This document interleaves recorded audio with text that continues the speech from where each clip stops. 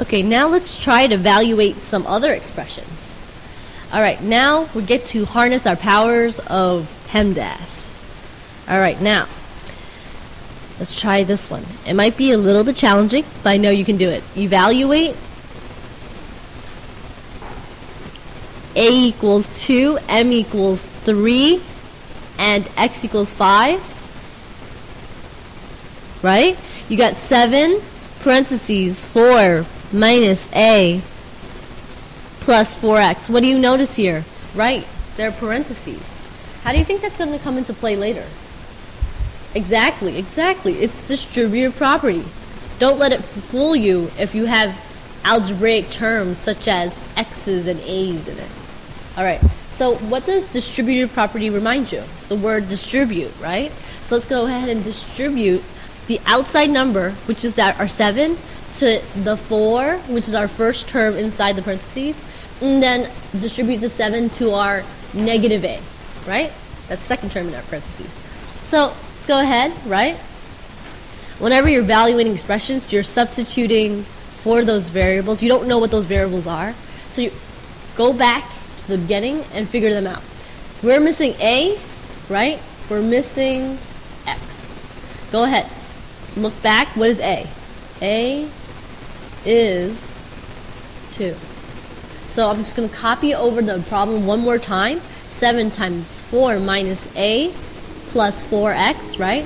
And where I see the a, I'm going to delete that and now replace it with that 2. I already evaluated that part of the expression. Let me see if I can evaluate more of this expression. Delete this x, right? And what will this x be? What will this x be?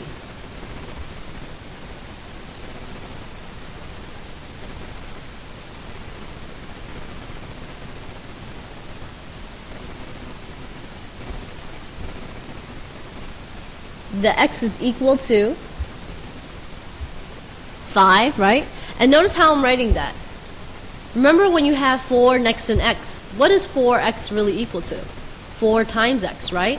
Because this coefficient of 4 is multiplying x. So make sure that you don't leave this as 45. Make sure you leave it as what? 4 times 5. Correct. Now go ahead, let's do our distribution. Let's not get lazy. 7 times 4, right? And then 7 times negative 2, right? And then you're going to bring down everything else, add addition sign, 4 times 5, right? 7 times 4 is 28. 7 times negative 2, negative 14. Now we're going to add 4 times 5, which is 20. Notice how I'm working left to right. I did the 7 times 4, then the 7 times negative 2, then the 4 times 5. Because we're adding here, and each of them are in groups of multiplication, it's okay if we do all the parentheses first, right, which is inside 7 times 4 here, and then the 7 times negative 2 here, and then go ahead and add the products. Because the thing about addition is that as long as you're going from left to right, it doesn't matter which order you add them in, because you're still adding. Okay, so let's see. 28 plus negative 14, that's going to be 14, right? You're going to bring down the rest of the problem, right? That's plus 20.